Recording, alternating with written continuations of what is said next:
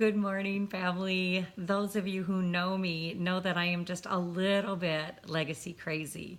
I truly believe that we live our legacy every day. We don't just leave it. And so I'm just wanting to share a little bit about being anchored to our legacy here with you this morning. You know, everybody's been given a legacy. It's in our DNA and it's in our bloodline. Nobody comes into this world unless they come in through a lineage of legacy and a seed of legacy. And in every seed, there is a deed. And in every deed, there is a seed. And so everything about you matters. And so I just wanted to share with you a little bit about my feeling of legacy this morning. And I'm really grateful for the opportunity to do that.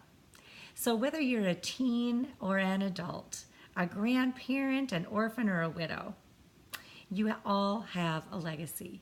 You have a legacy that is impacting and influencing all of the people around you. The chain of events in your life have helped to really form that lineage that we talked about. It's undeniable. It ties every action and attitude with every thought, every emotion, every response, and every reaction. It's all tied to your legacy. In Acts 13:36, God says a really key and fun verse about legacy. It says, "And David, after he had served the purposes of God in his generation, fell asleep." There's a beautiful message in that for each one of us. And that is, for such a time as this, you have been created. And God has purposes, plans, and passions that he's given just to you in order for you to live out and leave your legacy. So being anchored to our legacy can keep us from drifting. It encourages us, it encourages me to acknowledge who I'm being in my life. It can help you really be aware of how you're showing up with those that you care most about.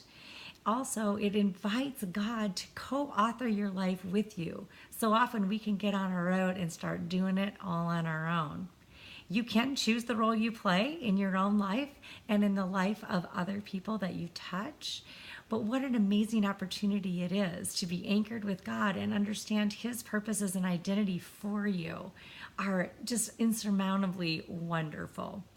You know, one of the pitfalls that we can fall into when it comes to legacy is thinking that we absolutely have an unlimited amount of time in order to build our legacy and to share it and let it just really bless all of the people around us. Well, that's just not true.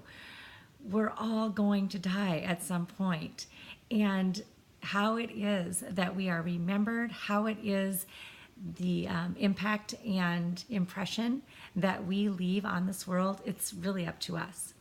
And so perhaps legacy living is less about making an impression and more about leaving an impact.